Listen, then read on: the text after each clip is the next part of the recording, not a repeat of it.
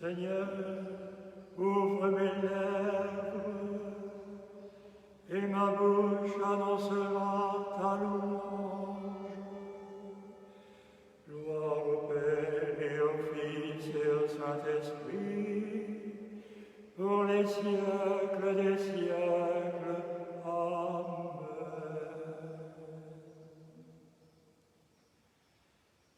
Oui, frères et sœurs, le moment est venu de chanter vraiment Alléluia, terre entière, chante la gloire du Seigneur, car le récit des actes des apôtres va nous faire aujourd'hui un bond, quelque chose de nouveau. C'est l'aventure de l'Église missionnaire qui va commencer. Le Seigneur a remis son souffle à ses amis dès le soir de Pâques. Il les a remplis d'Esprit Saint. Ils sont devenus une Église, une communauté rassemblée d'un même cœur. Ils ont réglé le premier problème entre eux. Ils sont devenus témoins de l'adversité. Ils sont fidèles à la prière et à l'enseignement des apôtres. Ils se rassemblent tous les dimanches pour la fraction du pain, pour célébrer Jésus. Et voilà que l'Esprit va les envoyer en mission. Eh bien, que le Seigneur nous donne aujourd'hui d'entrer dans cette aventure missionnaire de l'Église. Et avec toute l'Église, prions d'abord ce psaume missionnaire, le psaume 97, qui invite la terre entière à entonner le cantique de la louange et à accueillir le salut de Dieu. Chantez au Seigneur un chant nouveau, car il a fait des merveilles. Par son bras très saint, par sa main puissante, il s'est assuré la victoire. Le Seigneur a fait connaître sa victoire et révélé sa justice aux nations. Il s'est rappelé sa fidélité, son amour en faveur de la maison d'Israël. Et la terre entière a vu la victoire de notre Dieu. Acclamez le Seigneur, terre entière. Sonnez, chantez, jouez. Oui, jouez pour le Seigneur sur la cithare et tous les instruments, au son de la trompette et du cor. Acclamez votre roi, le Seigneur. Que résonne la mer et sa richesse, le monde et tous ses habitants. Que les fleuves battent des mains, que les montagnes chantent leur joie à la face du Seigneur, car il vient pour gouverner la terre, pour gouverner le monde avec justice et les peuples avec droiture. Gloire au Père et au Fils et au Saint-Esprit, pour les siècles des siècles. Amen. Et voilà comment pour la première Église et comment pour l'Église d'aujourd'hui, frères et sœurs, ce cantique universaliste, cette acclamation au Dieu du monde entier, va devenir réalité. Lecture des Actes des Apôtres au chapitre 8. Alors éclata une violente persécution contre l'Église à Jérusalem. Tous se dispersaient dans les campagnes de Judée et de Samarie, à l'exception des apôtres. Des hommes religieux ensevelirent Étienne et firent sur lui une grande lamentation. Quant à Saul, il cherchait à détruire l'Église, il pénétrait dans les maisons, en arrachait hommes et femmes et les mettait en prison. Ceux qui s'étaient dispersés allaient répandre partout la bonne nouvelle de la parole. C'est ainsi que Philippe, l'un des 7, arriva dans une ville de Samarie, et là, il proclamait le Christ. Les foules d'un seul cœur s'attachaient à ce que disait Philippe, car ils entendaient parler des signes qu'il accomplissait, ou même ils les voyaient. Beaucoup de possédés étaient délivrés des esprits mauvais qui les quittaient en poussant de grands cris. Beaucoup de paralysés et d'infirmes furent guéris. Il y eut dans toute cette ville une grande joie. Voilà donc, frères et sœurs, ce premier grand départ de l'Église en mission. C'est dans une circonstance difficile, inattendue, un moment de persécution, de difficulté, et c'est un peu le sauf qui peut. On quitte la ville et on commence à se répandre dans les environs et plus loin,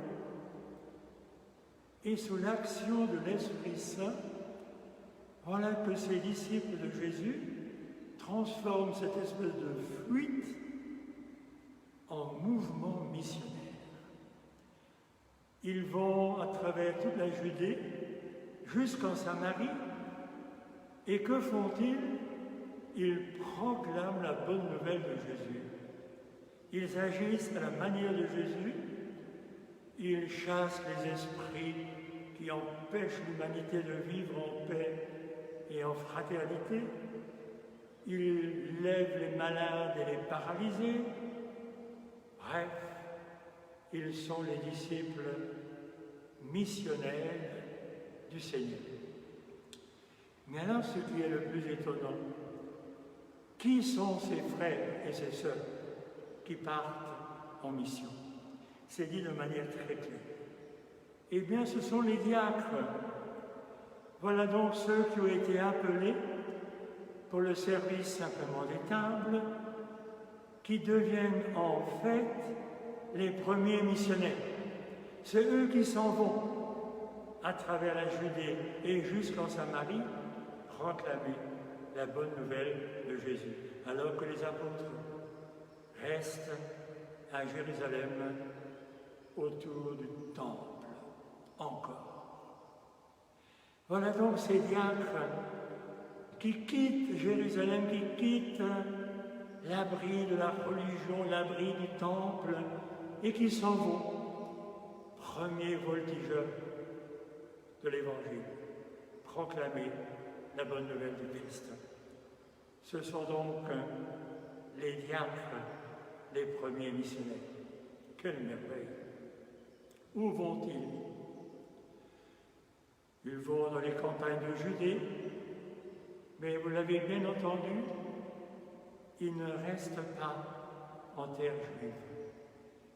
Ils se mettent dans les pas de ce Jésus qui un jour lui aussi a quitté les sentiers normaux habituels et qui, pour rejoindre sa Galilée, a traversé la Samarie.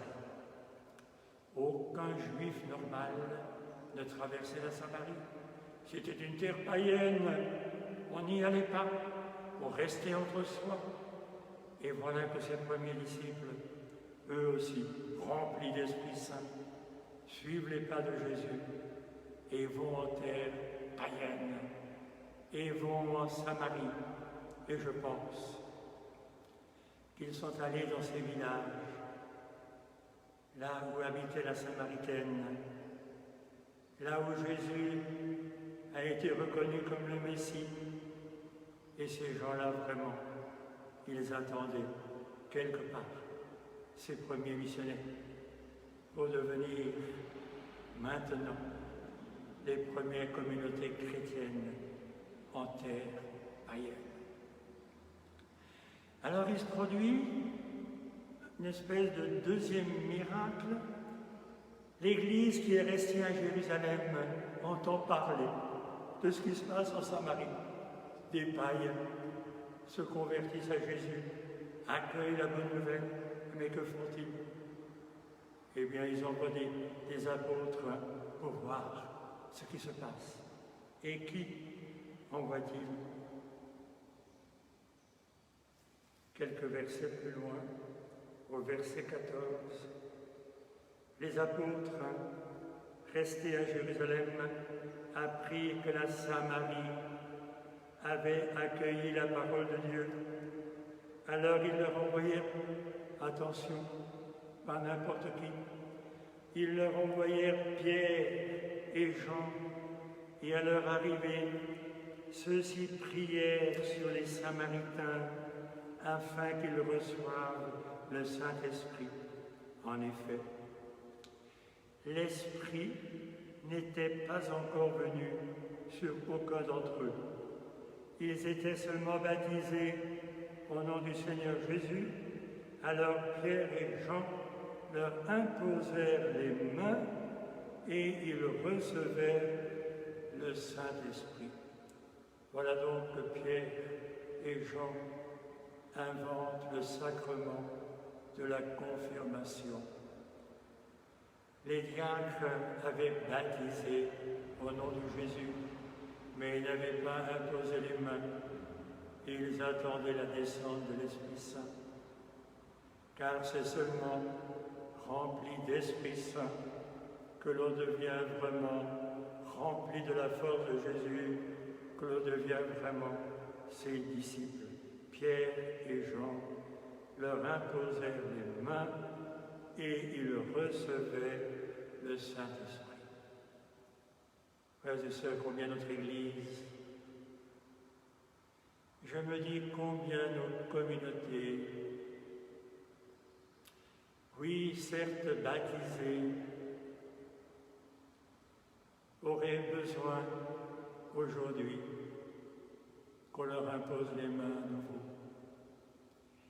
et que nous recevions l'Esprit Saint, que nous recevions ce baptême d'Esprit Saint qui refasse de nous des vivants en Jésus-Christ, des disciples vivants de ce Jésus-Christ, et à notre tour à nouveau envoyés sur les chemins les uns vers les autres, envoyés en terre païenne qui ne sont plus à 5 ou 6 000 kilomètres, frères et sœurs, mais en terre païenne qui est chez nous, au milieu de nous, afin d'annoncer Jésus-Christ, de poser les signes de la vie nouvelle, d'imposer les mains, de chasser les esprits mauvais, de lever les morts et les malades, comme Jésus l'a voulu en envoyant ses disciples à sa suite dans les Galilées du monde. Voilà que le temps de la mission est arrivé. Ces premiers missionnaires ne sont pas partis au bout du monde. Ils sont partis dans les campagnes environnantes de la terre païenne la plus proche, la Samarie. Frères et sœurs, ne croyons pas que quelques-uns soient seulement envoyés à des milliers de kilomètres. Non, non, non. Notre bonne France, nous le savons, est largement redevenue une terre païenne, une terre à convertir où il faut annoncer Jésus-Christ. C'est tout proche que le Seigneur nous envoie aujourd'hui en mission. Ne pensons pas que c'est réservé aux apôtres. Ils ne sont pas partis, eux. C'est les diacres qui sont partis. Que le Seigneur nous donne ce cœur de serviteur pour être envoyés aujourd'hui en mission. Faisons cette prière de tout cœur avec toute l'Église. Seigneur Jésus Sauveur, manifesté dans la chair, arrache à la mort tout vivant mortel. Jésus Seigneur, justifié dans l'Esprit, justifie ceux qui confessent ton nom. Roi de gloire, règne sur toute la terre, Verbe vivant, proclamé dans les nations, sois la victoire de la vie pour tous. Fils de Dieu, reconnu dans le monde, révèle à tous le visage du Père. Jésus, notre frère, enlevé dans la gloire, tu reviendras nous prendre avec toi. Recueillis dans cette prière missionnaire, ensemble prions la prière missionnaire que Jésus nous a apprise. Notre Père, qui es aux cieux, que ton nom soit sanctifié, que ton règne vienne, que ta volonté soit faite sur la terre comme au ciel. Donne-nous aujourd'hui notre pain de ce jour. Pardonne-nous nos offenses, comme nous pardonnons aussi à ceux qui nous ont offensés. Et ne nous laisse pas entrer en tentation, mais délivre-nous du mal, car c'est à toi qu'appartiennent le règne, la puissance et la gloire, pour les siècles et les siècles. Amen. Voilà, frères et sœurs, que le Seigneur nous donne un cœur immense, un cœur ouvert sur notre monde en pandémie, notre monde qui cherche des chemins de salut et de guérison. Qu'il fasse de nous aujourd'hui, ses frères et sœurs, remplis d'Esprit Saint, au service des autres. Et j'aimerais partager avec vous ce matin cette merveilleuse bonne nouvelle dans notre paroisse de Michelbar-le-Bas, la plus petite en nombre d'habitants. Je viens d'apprendre que les sœurs qui se sont un peu réunies, motivées ensemble, en sont au 2e masque fabriqué. Elles ont déjà fabriqué 200 masques et continuent à en fabriquer. Voilà donc que le village le plus petit, en nombre d'habitants, encore une fois, est devenu la communauté la plus grande dans le service qui est celui du Christ, le service des autres.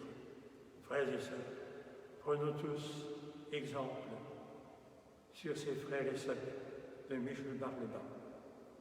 Ce soir, leur église, tout comme tous les mercredis soirs, sera ouverte pour la prière entre 6h, 18h et 19h, en même temps qu'elle sera ouverte ici, à Egenheim, entre 18h et 19h. Venons prier, mettons-nous au pied du Seigneur, et que lui-même nous impose les mains pour nous remplir de son Esprit Saint.